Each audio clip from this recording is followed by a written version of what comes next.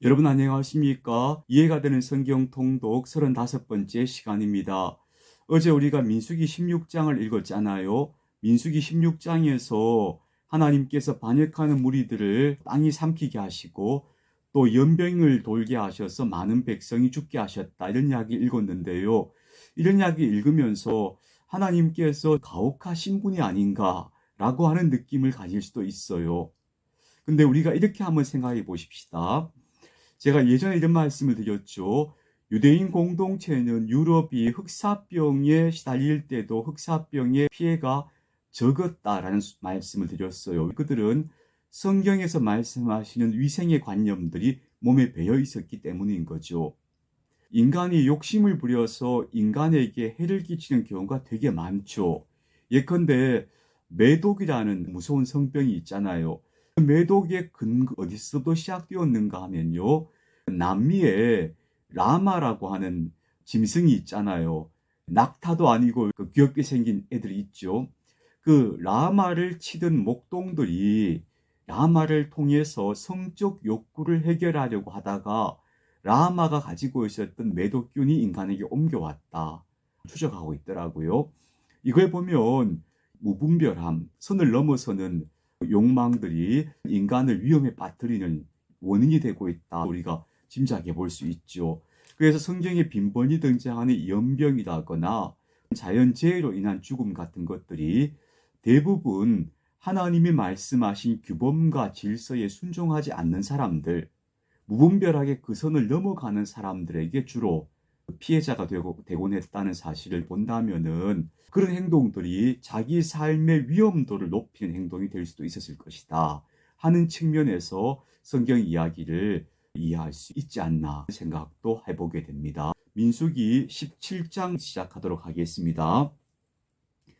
여호와께서 모세에게 말씀하여 이르시되 너는 이스라엘 자손에게 말하여 그들 중에서 각 조상의 가문을 따라 지팡이 하나씩을 취하되 곧 그들의 조상의 가문대로 그 모든 지휘관에게서 지팡이 12를 취하고 그 사람들의 이름을 각각 그 지팡이에 쓰되 레위의 지팡이에는 아론의 이름을 쓰라.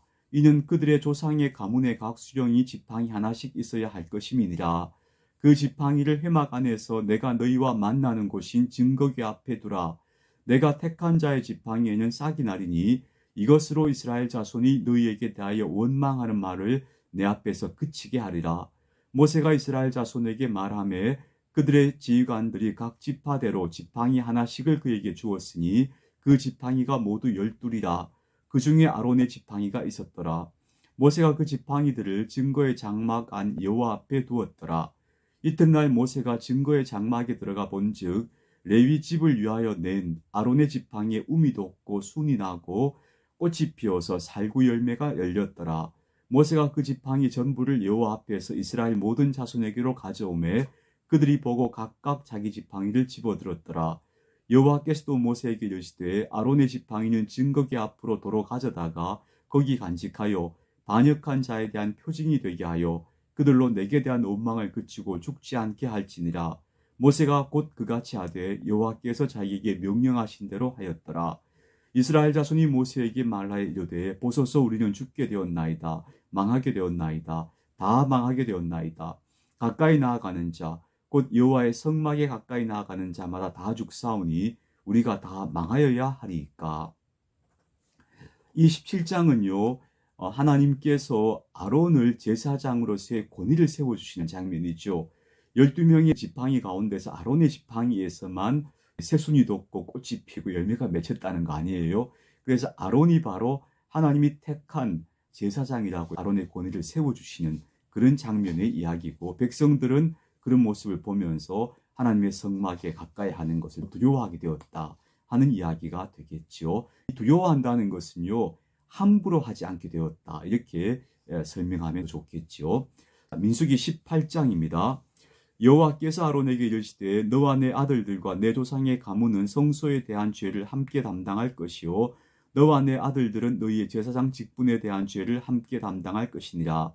너는 내 형제 레위 지파 곧 내 조상의 지파를 데려다가 너와 함께 있게 하여 너와 내 아들들이 증거의 장막 앞에 있을 때 그들이 너를 돕게 하라.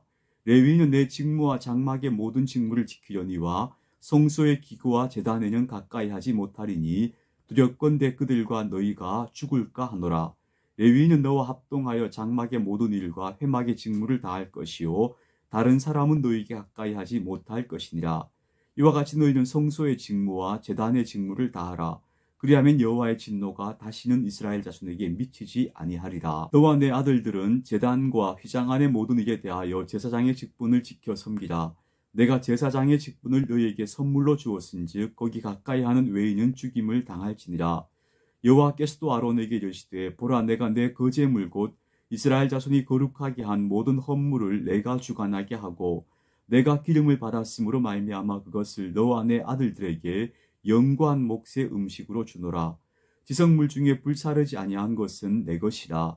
그것이 내게 드리는 모든 헌물의 모든 소제와 속죄제와 속건제물은 다 지극히 거룩한즉 너와 내 아들들에게 돌리리니 지극히 거룩하게 여김으로 먹으라. 이는 내게 성물인즉 남자들이 다 먹을지니라.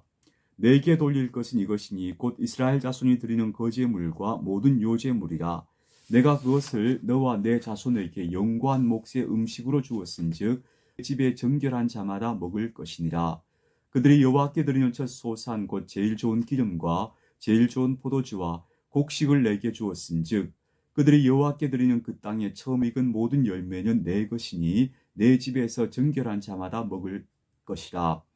이스라엘 중에서 특별히 드린 모든 것은 내 것이 되리라. 여호와께 드리는 모든 생물에 처음 나는 것은 사람이나 짐승이나 다 내 것이로되 처음 태어난 사람은 반드시 대속할 것이요 처음 태어난 부정한 짐승도 대속할 것이며 그 사람을 대속할 때에는 난지 한 달 이후에 내가 정한 대로 성소의 세겔을 따라 은 5세겔로 대속하라. 한 세겔은 20게라이니라.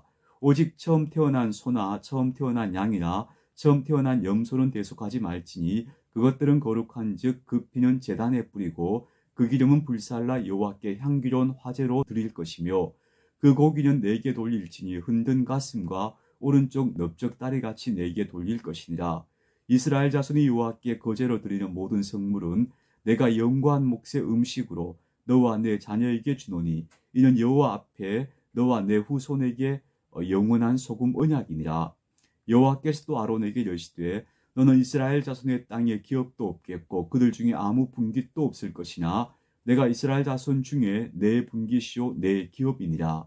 내가 이스라엘의 11조를 레위 자손에게 기업으로 다 주어서 그들이 하는 일 곧 회막에서 하는 일을 감나니 이후로는 이스라엘 자손이 회막에 가까이 하지 말 것이라. 죄값으로 죽을까 하노라. 그러나 레위인은 회막에서 봉사하며 자기들의 죄를 담당할 것이요 이스라엘 자손 중에는 기업이 없을 것이니 이는 너희 대대의 영원한 율례라. 이스라엘 자손이 여호와께 거제로 드리는 11조를 레위인에게 기업으로 주었으므로 내가 그들에 대하여 말하기를 이스라엘 자손 중에 기업이 없을 것이라 하였노라. 여호와께서 모세에게 말씀하여 이르시되 너는 레위인에게 말하여 그에게 이르라. 내가 이스라엘 자손에게 받아 너희에게 기업으로 준 11조를 너희가 그들에게서 받을 때에 그 11조의 11조를 거제로 여호와께 드릴 것이라. 내가 너희의 거제물을 타작마당에서 드리는 곡물과 포도즙 틀에서 드리는 즙같이 여기니 너희는 이스라엘 자손에게서 받는 모든 것의 11조 중에서 여호와께 거제로 드리고 여호와께 드린 거제물은 제사장 아론에게로 돌리되 너희가 받은 모든 헌물 중에서 너희는 그 아름다운 것 곧 거룩하게 한 부분을 가져다가 여호와께 거제로 드릴지니라. 이러므로 너는 그들에게 이르라. 너희가 그 중에서 아름다운 것을 가져다가 드리고 남은 것은 너희 레위인에게는 타작마당의 소출과 포도주 틀의 소출같이 되리니 너희와 너희의 권속이 어디서든지 이것을 먹을 수 있음은 이는 회막에서 일한 너희의 보수임이니라. 너희가 그중 아름다운 것을 받들어 드린즉 이로 말미암아 죄를 담당하지 아니할 것이라. 너희는 이스라엘 자손의 성물을 더럽히지 말라. 그리하여야 죽지 아니하리라. 자, 이 장은 레위인들의 몫을 규정해 주시고 또 11조에 대한 규정을 주신 장이라고 볼 수 있죠. 11조는 계약이에요. 11조는 내 수입의 10분의 1을 당신께 드립니다. 당신은 나의 보호자이십니다. 고백을 담아 드리는 거고요. 그걸 받는 쪽은 그걸 바친 사람을 보호해야 될 의무가 생기는 거예요. 그리고 11조는 당신의 보호를 요청합니다 라고 하는 상징적 행동이었다, 이렇게 보시면 되겠습니다. 자, 민수기 19장입니다. 여호와께서 모세와 아론에게 말씀하시되 여호와께서 명령하시는 법의 율례를 이제 이르노니 이스라엘 자손에게 일러서 온전하여 흠이 없고 아직 멍에매지 아니한 붉은 암송아지를 네개로 끌어오게 하고 너는 그것을 제사장 엘리야살에게 줄 것이요 그는 그것을 진영 밖으로 끌어내어서 자기 목전에서 잡게 할 것이며 제사장 엘리야살은 손가락에 그 피를 찍고 그 피를 회막 앞을 향하여 7번 뿌리고 그 암소를 자기 목전에서 불사르게 하되 그 가죽과 고기와 피와 똥을 불사르게 하고 동시에 제사장은 백향목과 우슬초와 홍색 실을 가져다가 암송아지를 사르는 불 가운데에 던질 것이며 제사장은 자기 옷을 빨고 물로 몸을 씻은 후에 진영에 들어갈 것이라.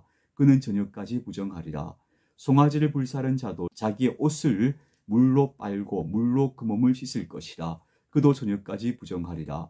이에 정결한 자가 암송아지의 죄를 거두어 진영 밖 정한 곳에 둘지니 이것은 이스라엘 자손 회중을 위하여 간직하였다가 부정을 씻는 물을 위해 간직할지니 그것은 속죄죄니라. 암송아지의 죄를 거둔 자도 자기의 옷을 빨 것이며 저녁까지 부정하리라. 이는 이스라엘 자손과 그 중에 거류하는 외인에게 영원한 율례니라. 사람의 시체를 만진 자는 이래 동안 부정하리니 그는 셋째 날과 일곱째 날에 잿물로 자신을 정결하게 할 것이라. 그리하면 정하려니와 셋째 날과 일곱째 날에 자신을 정결하게 하지 아니하면 그냥 부정하니 누구든지 죽은 사람의 시체를 만지고 자신을 정결하게 하지 아니하는 자는 여호와의 성막을 더럽힙니다. 그가 이스라엘에서 끊어질 것은 정결하게 하는 물을 그에게 뿌리지 아니하므로 깨끗하게 되지 못하고 그 부정함이 그대로 있음이니라. 장막에서 사람이 죽을 때의 법은 이러하니 누구든지 그 장막에 들어가는 자와 그 장막에 있는 자가 이래 동안 부정할 것이며 뚜껑을 열어놓고 덮지 아니한 그릇은 모두 부정하니라. 누구든지 들에서 칼에 죽은 자나 시체나 사람의 뼈나 무덤을 만졌으면 이래 동안 부정하리니 그 부정한 자를 위하여 죄를 깨끗하게 하려고 불사른 재를 가져다가 흐르는 물과 함께 그릇에 담고 정결한 자가 우슬초를 가져다가 그 물을 찍어 장막과 그 모든 기구와 거기 있는 사람들에게 뿌리고 또 뼈나 죽임을 당한 자나 시체나 무덤을 만진 자에게 뿌리되 그 정결한 자가 셋째 날과 일곱째 날에 그 부정한 자에게 뿌려서 일곱째 날에 그를 정결하게 할 것이며 그는 자기 옷을 빨고 물로 몸을 씻을 것이라. 저녁이면 정결하리라. 사람이 부정하고도 자신을 정결하게 하지 아니하면 여호와의 성소를 더럽히니 그러므로 회중 가운데에서 끊어질 것이니라. 그는 정결하게 하는 물로 뿌림을 받지 아니하였은즉 부정하니라. 이는 그들의 영구한 율례니라. 정결하게 하는 물을 뿌린 자는 자기의 옷을 빨 것이며 정결하게 하는 물을 만지는 자는 저녁까지 부정할 것이며 부정한 자가 만진 것은 무엇이든지 부정할 것이며 그것을 만지는 자도 저녁까지 부정하리라. 민수기 20장도 읽겠습니다. 첫째 달에 이스라엘 자손 곧 온 회중이 신광야에 이르러 백성이 가데스에 이르더니 미리암이 거기서 죽음에 거기에 장사되니라. 회중이 물이 없으므로 모세와 아론에게로 모여드니라. 백성이 모세와 다투어 말하 이르되 우리 형제들이 여호와 앞에서 죽을 때에 우리도 죽었더라 하면 좋을 뻔하였도다. 너희가 어찌하여 여호와의 회중을 이 광야로 인도하여 우리와 우리 짐승이 다 여기서 죽게 하느냐? 너희가 어찌하여 우리를 애굽에서 나오게 하여 이 나쁜 곳으로 인도하였느냐? 이곳에는 파종할 곳이 없고 무화과도 없고 포도도 없고 석류도 없고 마실 물도 없도다. 모세와 아론이 회중 앞을 떠나 회막문에 이르러 엎드리매 여호와의 영광이 그들에게 나타나며 여호와께서 모세에게 말씀하여 이르시되 지팡이를 가지고 내 형 아론과 함께 회중을 모으고 그들의 목전에서 너희는 반석에게 명령하여 물을 내게 하라. 내가 그 반석에 물을 내게 하여 회중과 그들의 짐승에게 마시게 할지니라. 모세가 그 명령대로 여호와 앞에서 지팡이를 잡으니라. 모세와 아론이 회중을 그 반석 앞에 모으고 모세가 그들에게 이르되 반역한 너희여 들으라. 우리가 너희를 위하여 이 반석에서 물을 내려 하고 모세가 그의 손을 들어 그의 지팡이로 반석을 2번 치니 물이 많이 솟아나오므로 회중과 그들의 짐승이 마시니라. 여호와께서 모세와 아론에게 이르시되 너희가 나를 믿지 아니하고 이스라엘 자손의 목전에서 내 거룩함을 나타내지 아니한 너희는 이 회중을 내가 그들에게 준 땅으로 인도하여 드리지 못하리라 하시니라. 이스라엘 자손이 여호와와 다투었으므로 이를 무리방하니라. 여호와께서 그들 중에서 그 거룩함을 나타내셨더라. 하나님께서 모세가 이스라엘 목전 앞에서 하나님의 거룩함을 드러내지 못하였다 해서 약속의 땅으로 들어가지 못할 것이다 라고 선고하시는 장면이 나오죠. 모세가 뭘 잘못했나 싶은데요. 시편 106편 33절에서 이 장면에 대해서 이렇게 말해요. 모세가 그 입술로 망령되이 말하였음이로다. 이렇게 말해요. 모세가 하나님 앞에서 망령된 말과 행동을 했던 것 같아요. 그 실수가 모세를 가나안 땅으로 들어가지 못하게 했다. 이렇게 민수기는 표현하고 있는 거예요. 그런데 오히려 하나님께서 모세를 가나안 땅으로 들여보내지 않으시려고 이렇게 말씀하신 것이 아닌가라고 생각해 보기도 해요. 왜냐하면요, 모세는 그 백성들에게 절대적 지도자예요. 그가 백성을 이끌어서 가나안 땅까지 그 백성들과 함께 들어갔다고 생각해 보세요. 하나님은 모세를 미완성인 채로 끝나게 하시는 거예요. 우리 인생은 내가 목적한 완성에까지 도달하지 못할 수도 있어요. 오히려 미완성으로 끝나면서 우리가 잊혀지게 되고, 그리고 하나님의 영광이 드러나게 되는 것, 그게 오히려 더 아름다운 일일 수도 있어요. 그래서 모세는요, 어디에 묻혔는지 그 무덤도 찾지 못하는 사람이 된 거예요. 모세가 가데스에서 에돔 왕에게 사신을 보내며 이르되 당신의 형제 이스라엘의 말에 우리가 당한 모든 고난을 당신도 아시거니와 우리 조상들이 애굽으로 내려갔으므로 우리가 애굽에 오래 거주하였더니 애굽인이 우리 조상들과 우리를 학대하였으므로 우리가 여호와께 부르짖었더니 우리 소리를 들으시고 천사를 보내사 우리를 애굽에서 인도하여 내셨나이다. 이제 우리가 당신의 변방 모퉁이 한 성읍 가데스에 있사오니 청하건대 우리에게 당신의 땅을 지나가게 하소서. 우리가 밭으로나 포도원으로 지나가지 아니하고 우물물도 마시지 아니하고 왕의 큰 길로만 지나가고 당신의 지경에서 나가기까지 왼쪽으로나 오른쪽으로나 치우치지 아니하리이다 한다고 하라 하였더니 에돔 왕이 대답하되 너는 우리 가운데로 지나가지 못하리라. 내가 칼을 들고 나아가 너를 대적할까 하노라. 이스라엘 자손이 이르되 우리가 큰 길로만 지나가겠고 우리나 우리 짐승이 당신의 물을 마시면 그 값을 낼 것이라. 우리가 도보로 지나갈 뿐인즉 아무 일도 없으리이다 하나 그는 이르되 너는 지나가지 못하리라 하고 에돔 왕이 많은 백성을 거느리고 나와서 강한 손으로 막으니 에돔 왕이 이같이 이스라엘이 그의 영토로 지나감을 용납하지 아니하므로 이스라엘이 그들에게서 돌이키니라. 에돔은 이스라엘에게는 형제 나라잖아요. 에서의 후손들이잖아요. 그러니까 에돔 왕에게는 기별을 해서 우리가 그 땅을 좀 지나가게 해주십시오 라고 요청을 했지만 거절당해서 그 땅을 둘러갔다는 이야기예요. 에돔이라는 곳이 어디에 위치하고 있는가 하면요, 사해 동쪽 하단부에 위치하고 있어요. 우리가 민수기 13장에서 봤을 때 바란 광야는 사해 서쪽이에요. 바란 광야에서는 바로 위로 올라가면 가나안 땅인 거예요. 근데 이스라엘이 이제는 사해 동편으로 가서 에돔 지역, 모압 지역을 지나가면서 올라가서 요단강을 동쪽에서 건너서 서쪽 가나안 땅으로 들어가는 경로를 잡고 있는 거예요. 민수기 13장에서 우리가 20장까지 읽었잖아요. 여기까지 경과한 세월이 40년 정도가 해당된다고 볼 수 있고요. 이제 이스라엘은 가나안 땅에 접근해서 전투하면서 한 걸음 한 걸음 나아가는 그런 과정을 보게 될 겁니다. 자, 오늘 20장까지 함께 읽었습니다. 여러분 오늘도 좋은 하루 되시기 바랍니다.